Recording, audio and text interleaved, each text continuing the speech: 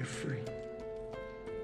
Dark, rain-swept sky, distant debris falls from an ominous, turbulent storm. Sunlight streams through tall grasses, a peaceful natural landscape unfolds. Waves crash gently on a serene, empty beach, a moment of tranquil calm. Soldiers guard a military base as a blinding flash erupts in the distance. From a plane window, white trails streak across the sky during chaotic air combat. An infernal explosion devastates a city street, turning buildings into fiery ruins. A bleak, dark landscape reveals a distant, shadowy, ruined cityscape. A terrifying T-800 unit stands menacingly amidst the red-lit, war-torn city. John Connor, scarred and grim, eyes Kyle Reese with chilling intensity. He speaks with unsettling authority, his voice echoing in the metallic chamber. Kyle listens, bewildered, as he observes the grim, determined warrior. Other hardened soldiers stand around them in the sterile, blue-lit facility. He looks up, awestruck, as powerful blue energy surges around him. John watches him closely, his expression unreadable,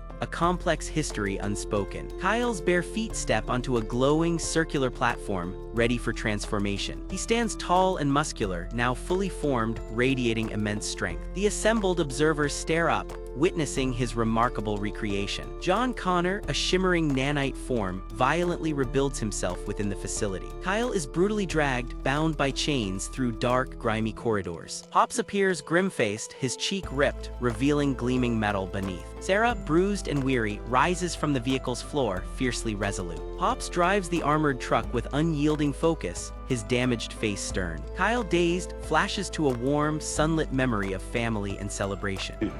Still breathing? Good. Sarah pilots the heavy truck through the dark, rain-slicked urban labyrinth. John Connor, a terrifying nanite entity, stalks menacingly through the truck's rear. Kyle, armed with a makeshift weapon, and Sarah brace for the fierce attack. John's terrifying red-tinted vision targets and scans his struggling prey.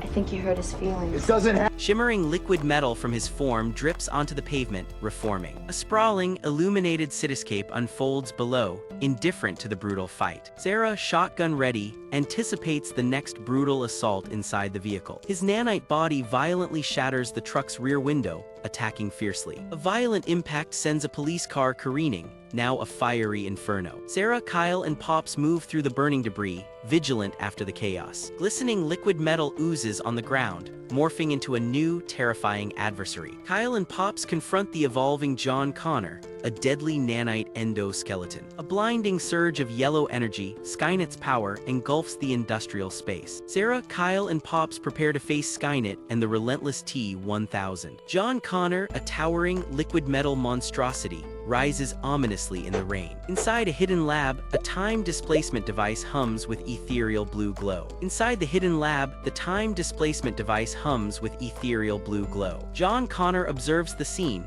his dark gaze unwavering from a distance. Kyle Reese looks around the darkened space, a flicker of apprehension in his eyes. He maintains a steady, watchful presence amidst the lab's equipment. Pops, the grizzled guardian, stands by the humming time displacement unit. Sarah Connor inspects the complex console, her expression determined yet wary. The guardian watches the young woman, a silent sentinel of her destiny. His steely gaze shifts, assessing the impending, unavoidable danger ahead. Kyle confronts John, his face etched with growing suspicion. Kyle confronts John in his cell, his face etched with growing suspicion. John and his team arrive outside, meeting Pops before entering the facility. They move through sterile corridors, John questioning a doctor in the busy ward. Kyle and Sarah, now in medical scrubs, observe the unfolding events cautiously. John and his female agent watch them, while Kyle looks on defiantly. John confronts Kyle, who stands bound. Pops fiercely intervenes with an urgent plea. They're here, they're still alive. Yeah. I'm pretty. Kyle argues back, his resolve unbroken, as Pops tries to dissuade John. John's agents forcefully apprehend Kyle, leaving Sarah distraught, observing police. The tender moment shatters, John lunges, but Kyle bravely raises his gun, confronting the transformed enemy. Pops fiercely intercepts John, sacrificing himself as dark nanite energy violently explodes from John's body.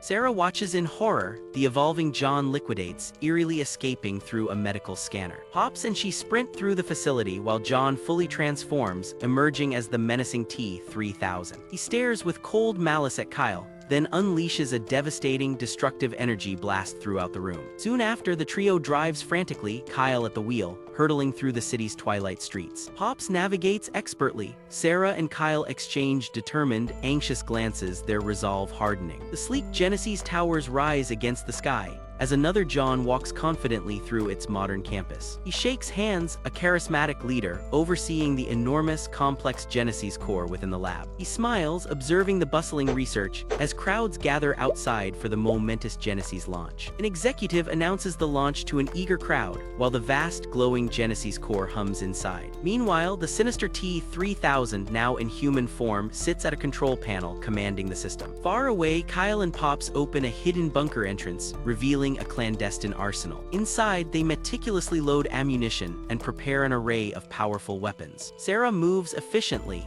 examining blueprints and ensuring their combat readiness. Pops carefully inspects a firearm, his weathered face etched with deep concentration. The trio stands together, grimly preparing their arsenal for the ultimate showdown. Pops speaks with grave urgency, outlining their desperate final plan. Kyle surveys the loaded weapons. Pops loads a heavy, menacing shotgun with practiced ease.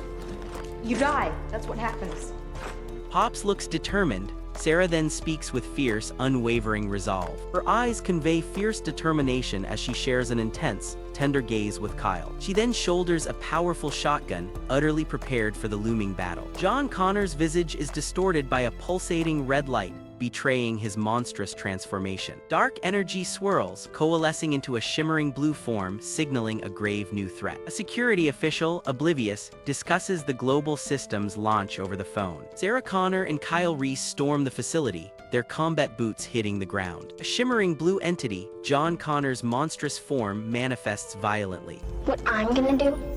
You came here to kill me. The metallic John Connor glares, a dark target on his forehead hinting at his vulnerability. Kyle maneuvers through the dark corridors, his weapon poised for the next encounter. The trio navigates hazardous walkways, alert for the nanite foe lurking in shadows. Through the nanite storm, John Connor's ravaged body dissolves, consuming the core. The immense blue energy erupts, engulfing the core in a pulsating, destructive wave. Explosions rip through the complex, fiery destruction, consuming the entire facility. A violent explosion bursts through a doorway, scattering debris everywhere with force. An aerial view shows the city's lights flickering and dimming dramatically. A simple, dark room with a chair and an old television set appears. Sarah Connor steps into the room, observing the humble, anachronistic surroundings carefully. Her face shows profound weariness, yet a strong, enduring determination remains evident. Kyle Reese joins her, their silent gazes connecting in profound, shared understanding. Sarah and Kyle share an intense, intimate moment, leaning in close.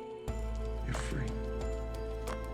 He looks at her intently, his earnest expression reflecting deep, unspoken emotions. Sarah smiles back, her weary face radiating a genuine, fragile hope for peace. A blinding light reveals Pops, standing strong, having survived the catastrophic events. Pops embraces Sarah, offering a familiar, comforting presence after their brutal ordeal. Soon after, a tranquil, green rural landscape unfolds under a clear, vast sky. Young Kyle diligently works on a red minibike, unaware of his complex future. Sarah watches him with tender, almost maternal longing and deep reflection. She offers a gentle, knowing smile to the innocent, unsuspecting child before her. Adult Kyle approaches his younger self, a poignant, impossible interaction from another timeline. He kneels down, offering gentle, encouraging words to his past, ignorant self. The heroes walk away together, leaving the past to forge a new, hopeful future. Pops watches them go, his mission fulfilled, a solitary figure in the sun. The pickup truck drives away, disappearing into the vast, promising landscape ahead. A dark, ruined tunnel suggests lingering threats.